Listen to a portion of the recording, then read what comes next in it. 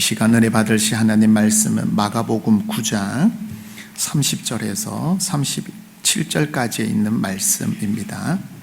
신약 성경 68면 전후에 있는 마가복음 9장 30절에서 37절까지에 있는 말씀 우리 함께 합독하겠습니다. 그곳을 떠나 갈릴리 가운데로 지날새 예수께서 아무에게도 알리고자 아니하시니 이는 제자들을 가르치시며 또 인자가 사람의 손에 넘겨져 죽임을 당하고 죽은 지 3일 만에 살아나리라는 것을 말씀하셨기 때문이더라. 그러나 제자들은 이 말씀을 깨닫지 못하고 묻기도 두려워하더라.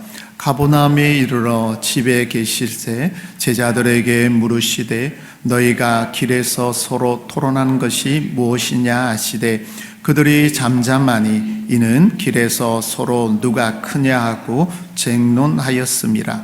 예수께서 앉으사 12 제자를 불러서 이르시되 누구든지 첫째가 되고자 하면 무사람의 끝이 되며 무사람을 섬기는 자가 되어야 하리라 하시고 어린 아이 하나를 데려다가 그들 가운데 세우시고 안으시며 제자들에게 이르시되 누구든지 내 이름으로 이런 어린 아이 하나를 영접하며 곧 나를 영접함이요 누구든지 나를 영접하며 나를 영접함이 아니요 나를 보내신 이를 영접함이니라. 아멘. 이 시간 목사님 나오셔서 말씀 증거해 주시겠습니다.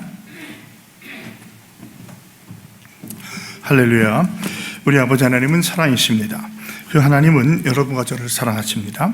또한 그 하나님은 여러분과 저를 위한 놀라운 계획을 갖고 계십니다. 1월 26일 금요일 새벽 기도를 통해서 다시 한번 저와 여러분이 우리 주님의 풍성한 사랑을 체험하시고 또 우리를 향한 놀라운 계획을 발견하게 되시기를 주 예수 그리스도의 이름으로 축복합니다. 오늘 봉독한 말씀을 중심으로 특별히 34절에 있는 말씀을 중심으로 누가 크냐라고 하는 제목으로 여러분과 함께 은혜를 나누기 바랍니다. 저를 한번 따르시기 바랍니다. 누가 크냐?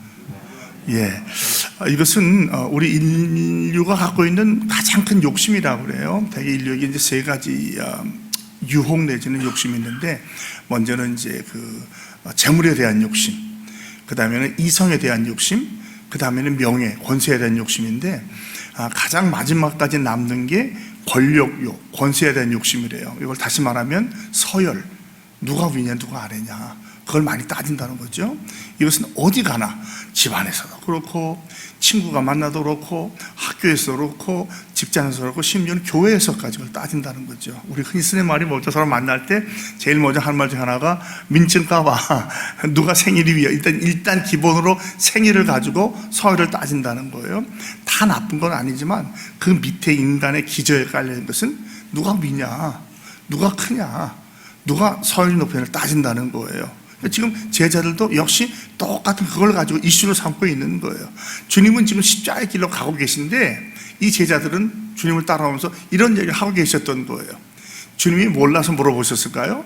아니죠. 다 아셨던 거예요. 그래서 이게 다시 한번 우리에게는 귀한 교육의 장소가 되는 겁니다. 우리가 융판으로 가르쳐 주듯이 가르쳐 주는 거예요.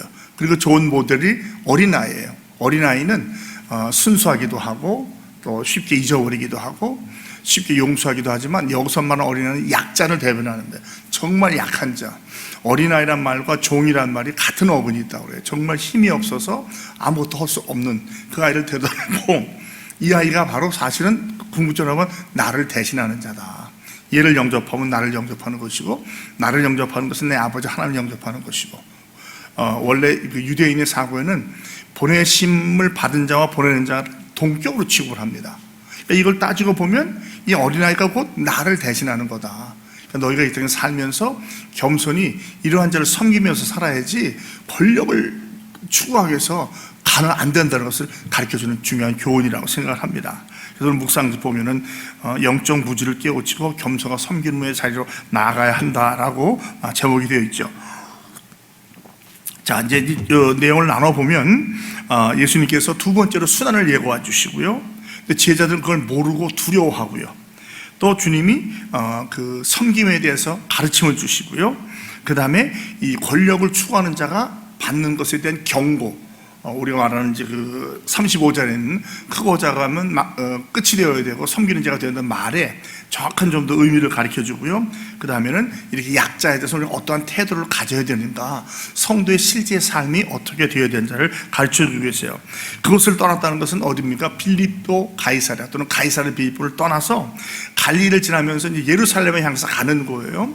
마가복음을 전체로 나눈다면 절반 정도는 그 예루살렘 갇히기 전에 공생애를 말하고 있다고 하면 이제 마지막 절반 8장부터 이제 9장부터는 예루살렘 향해서 계속 올라가는 거예요. 십자가의 길을 걸어가시는 거예요.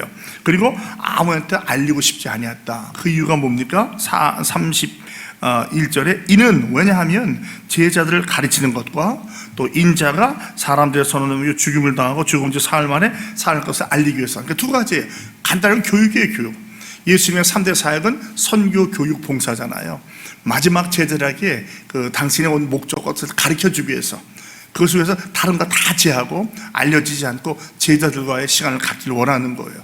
그러니까 우리도 이렇게 주님께만 말씀을 깊이 배우는 기회가 필요합니다. 그런 의미에서 사실은 우리가 이제 시작하는 단기 양육이 굉장히 의미가 있어요. 다 내려놓고 말씀으로 깊이 들어가서 말씀은 우리에게 무엇을 전하고 있는가를 깨닫는 시간이 되는 거죠.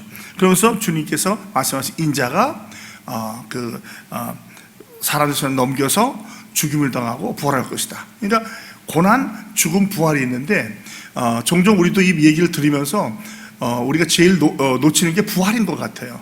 고난과 죽음은 많이 신경을 쓰는데 부활까지 있는 걸 모르는 거예요. 부활은 고난과 죽음이 없이는 있을 수 없는 거죠. 우리의 삶도 마찬가지예요. 고난과 죽음이 없이 천국에 들어갈 수는 없는 거 아니에요. 주님 지금 그 얘기를 해주고 계신 건데 제자들은 자꾸 고난하고 죽는 것만 걱정을 하는 거예요. 그러니까 이제 지나치게 현실적으로 바라보는 거죠. 영적인 차원은 아직 올라가지 못하고 있어요. 여기 넘긴다는 것은 주님 할 때는 꼭 죽이기 위해서 넘기는 거예요. 사람이 주님을 그냥 뭐 재판해 주세요가 아니라 죽이려고 완전히 넘긴다는 거예요. 그래서 그 결과로 죽임을 당하셔요. 그러나 사흘 만에 다시 살아나신다, 부활하실 것을 말씀해 주고 계시죠. 사랑하는 성도 여러분, 주님의 고난과 동참할 때 거기에 낙심하지 마시고 부활이 있음을 꼭 기억하시기 바랍니다. 이 세상에서 또 주님의 때에 우리가 반드시 부활하여 주님의 나라와 의를 구하며 살아가게 될 줄로 믿습니다. 주님은 자기 자신 인자라고 그래요. 인자. 이 인자는 뭐냐면 예수님의 100% 인성을 강조해요. 우리 주님은 하나님의 아들 또는 인자가 같은 거죠. 그 중에서도 인성을 얘기해 주시면서 내가 하나님의 아들이지만 너희와 같은 인격을 가진 존재로서 이러한 일을 당할 것이다 라고 말씀해 주십니다. 그런데 제자들은 이 말을 깨닫지 못해요. 그리고 오히려 묻기도 두려워합니다. 왜 깨닫지 못했을까요? 그것은 아마도 그들이 아직은 때가 안 된 것 같아요. 요한복음 20장에 보면 주님이 부활하는 것을 볼 때까지도 믿지 못했어요. 그러니까 여기 우리가 위로가 되죠. 다 알아야만 제자가 되는 건 아니라는 거예요. 당시 주님을 직접 만나고 체험했던 3년 동안 공생애를 했던 제자들도 이런 것을 깨닫지 못했다면 이것이 핑계는 될 수 없지만 우리에게는 위로가 된다고 생각해요. 성경 말씀을 다 알 수는 없죠. 그러나 지난번에 말씀했지만 우리가 아는 만큼, 깨달은 만큼 주님을 따라간다면 그것을 통해서 우리는 주님을 좀 더 깊이 알아가는 기회가 될 거라고 해요. 또 믿습니다. 왜 두려워하는가? 두려워할 때는 되게 뭡니까? 아마 이들 제자들 생각할 때는 주님께 물어보면 자기들이 원치 않는 대답이 나올 거를 걱정했던 것 같아요. 이들은 지금도 계속 정치적이고 민족적이고 국가적인 메시아를 구하고 있거든요. 주님 계속해서 그게 아니라는 거예요. 그러니까 어렴풋이 야 이거 또 물어봤다가 한 또 죽는다에 계속 보니까 또 물었다 또 고난과 십자가를 말하지 않겠는가. 우리가 원치 않는 대답이죠. 여러분 종종 우리가 물어볼 때 원치 않는 대답이 나올 걸 안다면 안 물어보잖아요. 그리고 자꾸 말을 돌리거든요. 그런 모습도 있는 것이고 또 한 가지는 십자가 길을 어느 정도 깨달았는데 그 길이 고난의 길인 걸 알 거예요. 이 길을 가면 우리가 분명히 어려움을 당할 것을 알기 때문에 두려운 거죠. 그러니까 두려워한다는 얘기는 그런 의미에서 답이 두려우니까 묻지를 않았던 것 같아요. 그리고 이제 가버나움, 가이사랴 빌립비에서 이게 남서쪽으로 내려오면서 가버나움에 옵니다. 이제 가버나움은 갈릴리 지역이죠. 여기를 지나서 완전히 예루살렘에 오는 거예요. 가버나움의 뜻은 원래 위로의 도시다는 뜻이에요. 그런데 주님이 여기서 비록 갈릴리 나사렛에서 태어났지만 베들레헴에서 태어나고 나사렛 사역을 했지만 주님이 가장 주된 사역을 한 것이 가버나움이에요. 베드로의 장모도 고치시고 여기 와서 쉬기도 하고 이런 일 했던 것도 요한의 집도 있었거든요. 여기 와서 저에게 물어보는 거예요. 이렇게 쭉 내려오는 동안에 너희들이 무엇을 토론했느냐. 이 토론은 바로 밑에 나오는 쟁론과 같은 것이고 논쟁했다는, 단순히 뭐 옳고 그름이 아니라 심하게 싸웠다는 거예요. 다퉜다는 거예요. 그 다툰 내용이 뭐냐면 누가 크냐, 누가 크냐. 그러니까 조금 전에 선원들은 말씀했지만 우리의 삶에도 이런 게 많이 일어나요. 누가 기가 더 세냐, 누가 더 많이 아냐. 결론적으로 이건 누가 더 위냐는 거예요. 서열이 어디 있냐는 거죠. 뭐 넘버1이냐 넘버2냐 넘버3냐 이걸 따지는 거예요. 자, 주님은 십자가를 지고서 계속 낮은 길로 내려가고 있는데 그 길을 가면서 제자는 자꾸 높은 길, 승리와 성공과 명예의 자리로 가고 싶어하는 거예요. 이것이 종종 우리 신앙인들이 갖고 있는 신앙의 갈등이 아닌가. 주님은 우리 보고 영광의 길을 걸어가지 않으셨어요. 성경 어디에서도 제자들이 영광의 길을 걸으라고 말씀하지 않습니다. 우리가 걸어야 할 길은 고난의 길이고 환난의 길이고 핍박의 길이에요. 그게 섬기는 길이고 그것이 주님 나라 갈 수 있는 고난과 죽음을 통한 부활의 길이기 때문입니다. 그런데도 제자들은 그걸 깨닫지 못하는 거예요. 아직도. 그러면서 계속 누가 더 크냐. 그러니까 누가 그런 말이죠. 예수님과 같은 길을 가고 있지만, 같이 가고 있지만 같은 길을 가고 있던 건 아니라는 거죠. 방향은 같은지 몰라도 목적이 다른 거예요. 이걸 뭐라고 그러니까 동상이몽이다 그래요. 같은 침대에서 잠을 자는데 전혀 다른 꿈을 꾸는 거예요. 완전히 상반된 극단적인 꿈을 꾸고 있다는 것이죠. 그러면서 이 크냐를 따질 때는 누구냐면 누가 더 잘났냐, 누가 위냐는 거예요. 십자가의 길이냐 아니면 승리, 고지전이냐 이걸 말하는 거죠. 제자들은 고지에 가서 싸워서 이겨서 거기 쟁취하면 된다는 거죠. 주님은 그게 아니고 그 전에 반드시 고난의 골짜기를 지나가야 된다는 거예요. 그게 바로 십자가의 길이라는 거죠. 우리가 부르심 받은 길은요, 영광의 길이 아닙니다. 고난의 길이에요. 영광은 고난을 이기고 나서 부활 후에 받는 거예요. 이 땅에서 우리가 죽어서 천국에서 받든지 아니면 주님께서 다시 오므로 말미암아 그 이루어지는 그런 받든지 하는 그것이 바로 우리가 가는 길인 줄 믿으시 바랍니다. 그리고 그것이 사실은 진정한 승리의 길이에요. 이 세상에서 고난의 길을 겪지 않고 승리의 길을 겪은 사람들은 하늘나라에 들어가지 못합니다. 주님이 원하는 길이 아니기 때문에. 그러니까 뭐 어떤 명예, 권세, 재물 다 누려도요, 그들이 예수를 알지 못하고 주님이 가신 길을 걷지 않는다면 그건 멸망의 길 될 수밖에 없는 거예요. 저와 여러분은 비록 그런 걸 누리지 못할지라도 고난과 시련과 연단과 환난과 오해와 핍박을 받으면서 주님 가신 길을 따라가기에 우리가 가는 그 길은 반드시 영광의 길인 줄로 믿습니다.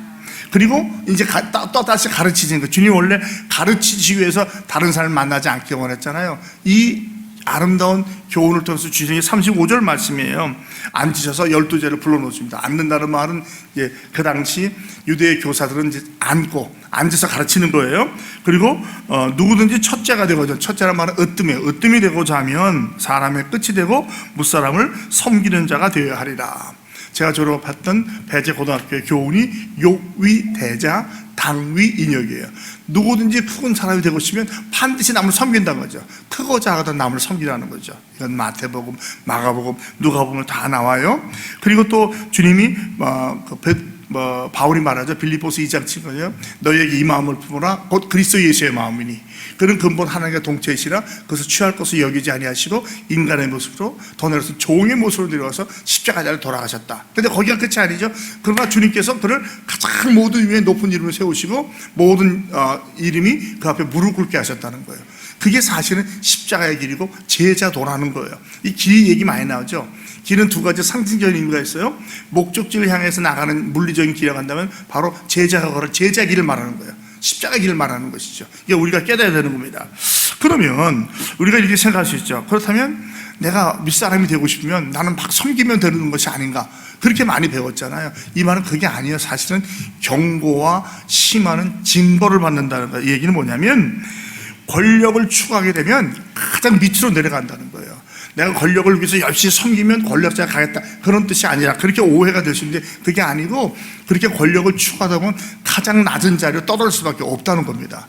그러니까 경고와 하나님의 심판을 얘기해 주는 거예요. 무슨 말인지 이해가 되시겠죠? 제 말씀 좀 이해가 됩니까? 종종 우리는 그렇게 생각하잖아요. 내가 좀 이거 위가 되려면 낮아서 막 섬기면 사람이 나를 인정해주고 내가 위로 올라가겠지. 주님의 말씀은 전혀 그런 뜻이 아니라는 거예요. 낮은 자리에서 섬기라는 거예요. 나머지는 주님께 맡기라는 거예요. 왜? 그렇지 않으면 내가 가장 낮은 자리로 갈 수 있다는 거죠. 잔치집에 초대해서 마찬가지죠. 상석에 앉지 말라는 거예요. 말석에 앉으라는 거예요. 그럼 내가 말석에 앉았다가 부르심 받아서 올라가는 거, 그게 목적이 아니고 항상 낮은 자리에서 겸손히 섬기는 게 기독교인이 가는 길이라는 것을 말해주고 있는 겁니다. 그래서 굉장히 이렇게 중요한 의미가 있어요. 이 세상 원리와는 다른 원리죠. 세상은 약육강식이에요. 그냥 강자 독식이에요. 갑이 을을 지배해요. 그걸 위해서는 그냥 미움, 시기, 질투, 무슨 별을 암투 다 해가지고라도 올라가면 돼요. 주님은 그렇지 않다는 거예요. 스스로 가장 낮은 자를, 왜? 그 낮은 자가 주님을 대표하기 때문에 그 낮은 자를 받아들이고 그를 잘 섬기면 나머지는 주님께서 알아서 해결해 주시는 것이죠. 그러면서 그 상징으로 어린아이를 데리고 와요. 어린아이들은 약자, 권력이 없는 자, 그 맨 마지막에 되는 그 사람을 상징합니다. 그리고 데려다가 세우시고 안으신 다음에, 그 당시 어린아이는 존재가 거의 없었습니다. 사람 취급도 못 받았고요. 부모에게는 생사 여탈권이 있었고요. 또 우리가 주님이 기적행할 때 보면 어린아이와 여자를 숫자에 넣지도 않잖아요. 이런 취급을 받았던 거예요. 근데 주님은 그런 존재를 데려다가 품에 안으시면서 이게 얼마나 소중한 것인가. 그리고 결국은 이 주님의 나라가 이런 자의 것이다 라는 것을 가르쳐주는 것이죠. 그러면서 뭐라고 말씀하세요? 내 이름으로 누구든지 이런 어린아이 하나를 영접하고 환영하면, 환영하면 나를 환영하는 것이고 나를 환영하는 자는 나를 환영하는 것이 아니라 나를 보내신 이를 환영한다. 나를 보내신 이가 누구예요? 하나님이에요. 즉 하나님과 예수님이 동격이고 예수님과 어린아이가 동격이라는 거예요. 즉 하나님의 나라는 이런 자의 것이라는 거예요.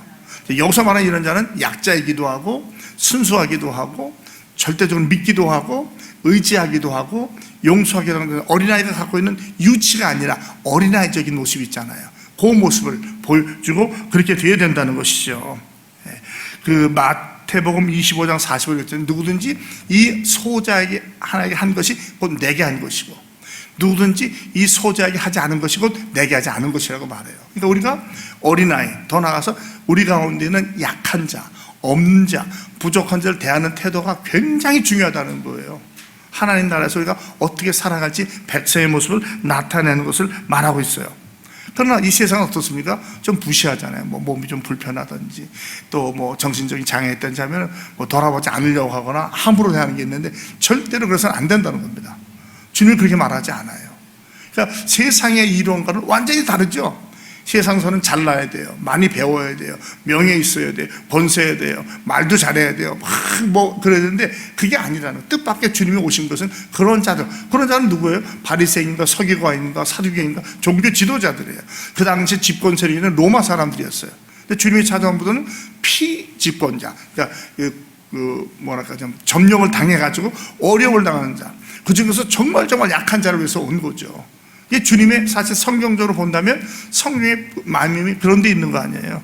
만약에 잘나서 하나님 나라의 백성이 된다면 우리 가운데 몇 명이나 그런 자에 들어갈 수 있을까요? 나는 잘났다고 생각하지만 나보다 더 잘난 사람이 얼마나 많겠어요. 그럼 계속해서 그냥 서로 싸우고 시기하고 질투하고 암투하고 모함하고 말이죠. 오늘날 직장이라든지 이런 데 가보면 다 그런 거 아니에요. 상사가 부하 직원 했던 건 뺏어 자기 거라고 하지 않고 산에서 서로 암투하고 서로 올라가기 위해서 제 친구가 이제 아마 은퇴를 한 것 같은데 삼성에서 그 임원, 그 몇 들지 않는 임원이 있는데 삼성에서 임원이 되려면 하늘에 별 따는 것도 어렵다고 하더라고요. 수만 명이 들어가서 그중에 몇 명이 되어야 되니까. 그런데 그 안에 있는 암투는요 말도 못한다고 그래요. 정말 비열하고 치사하다고 하더라고요. 그래가지고 처음부터 잘난 사람은 아예 싹싹 잘라버린대요. 그리고 그 남은 길이 겉으로 웃지만 치열하게 싸워가지고 글로 간다는 것이죠. 과연 그게 우리가 살아가는 모습인가? 죄송합니다. 용서하고 들었어요. 그 친구가 들어가, 야 창현아 난 네가 부럽다 그러더라고요. 사실 그 친구가 저를 고등학교 때 교회에 인도했던 친구예요. 그 친구 때문에 제가 감독에 고등학교 2학년 때가 나갔던 기억이 나요. 한 번인가 두 번 갔던 기억이 나는데 안수집사님이에요. 근데 그 얘기를 하더라고요. 외롭고 힘들고 허탈하고 이 가족보다 직장에 보낸 시간이 너무 많아가지고 아내나 아이들하고도 대화도 많이 못했고 그런 걸 후회하면서 얘기를 하더라고요. 뭐 빚가 번쩍해요. 뭐 초상 나면은 다 기사 딸려가지고 좋은 차 오죠. 뭐 멋있어요. 세상 말로 기바이도 쓰고 막 그러는데 그 안에는 그런 허탈한 외로움이 있더라고요. 그러니까 세상의 명예와 권세를 추구하다 보면 그렇게 갈 수밖에 없는 거예요. 우리가 이제는 보면 알잖아요. 그 세상적인 명예와 권세가 달아가는 게. 반대로 우리는 그런 걸 걷지 못할지라도 우리 안에 기쁨이 있어요. 감사가 있어요. 찬양이 있어요. 섬김이 있어요. 은혜가 있어요. 여러분 이거보다 더 큰 복이 어디 있겠어요? 나이가 점점 들어가면서 느끼는 게 젊었을 때 어렸을 때 내가 최고라고 옳다고 느꼈던 그게 다가 아니구나. 그리고 하나님께서 저를 이 길로 보내주신 게 얼마나 감사한지. 편한 길은 아니에요. 그죠? 오해도 받고 시기도 당하고 질투도 당하고 모함도 당하고 억울할 때도 있어요. 그러나 그거는 지나가는 과정일 뿐이고요. 우리가 궁극적으로 추구하는 그 나라에 갈 때는 이런 게 다 풀리고 그때 가면 내 원수 갚아주실 거야. 그게 아니라 아마 그때 가면 더 우리의 마음이 넓어지면서 다 풀어질 거라 생각해요. 혹시라도 앙금이 있다든지 섭섭한 거 여러분 주님께 맡기세요. 우리가 어떻게 한다고 풀릴 것도 아니고 주께 맡기면, 왜냐면 그것 때문에 씨름하다 보면 내 마음이 생접이 되는 거예요. 내 마음에 갈등이 생기고 얼마나 괴로워요 여러분. 그러면요 음식도 소화도 안 되고 밤에 잠도 잘 오고 쉰다고 쉬어도 쉬는 게 아니에요. 그러나 우리가 그걸 주님께 맡기고 간다면 짧은 잠을 자도 편히 잘 수 있고 마음에 편함이 있을 수 있고 그 사람 보면서 그냥 섭섭함 시기 없을 수 있잖아요. 끝까지 용서를 실천하면서 끝까지 사랑을 고백하면서 주님을 닮아갈 수 있는 십자가의 길을 걷는 것이 아니겠습니까? 말씀 뵙겠습니다. 주님께서 성경에 보여주실 모든 내용은 다 저와 여러분의 교육을 위한 거예요. 교육.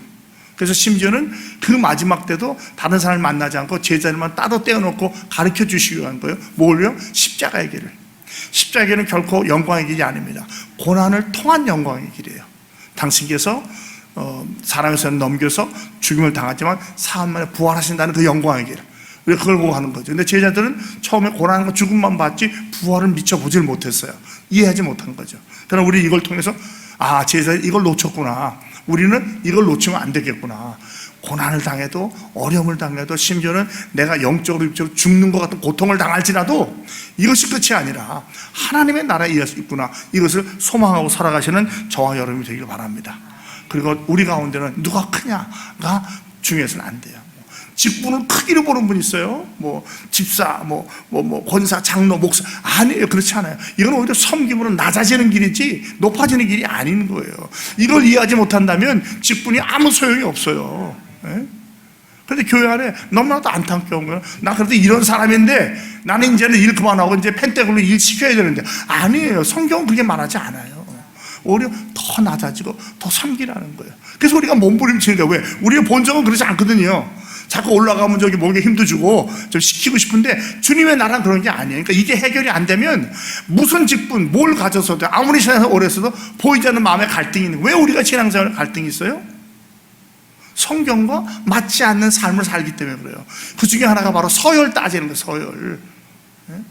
그게 마음속에 많은 괴로움과 미움과 시기와 질투를 가져다 줘요. 내가 더 잘났다고 생각하면 그다음부터 집 밟기 시작하는 거예요. 내가 낫다고 생각하면 열등감이 느껴가고 주님께서 다 주님께서 기뻐하지 않으세요. 내 모습 그대로 주님을 섬기라는 거예요. 그리고 그렇게 안 하면 너희가 자꾸 큰 데 올라가서 큰 자 될 것 같지? 아니야. 너희들은 버림받을 거야. 가장 낮은 자가 될 거야 라고 얘기해 주는 거예요. 왜? 내 나라는 낮은 자이기 때문에, 연약한 자이기 때문에. 그래서 약간 어린아이를 데려다면서 이 아이를 영접하면 나를 영접하고 나를 영접하면 나 보낸 이를 영접하는 거야. 그러면 보내심을 받은 자, 하나님이 나를 보내주고 내가 이 아이를 보냈다는 의미와 마찬가지예요. 하나님 나라는 잘난 자, 권력 있는 자의 자리가 아니라 어린아이와 같이 순수하고 겸손하고 정말 하나님밖에 의지할 수, 어린아이가 의지할 게 뭐가 있어요? 하나님밖에 의지할 게 없는 그런 사람의 것이라는 것이죠. 사랑하는 성도 여러분, 사랑하는 사람만이 섬길 수 있어요.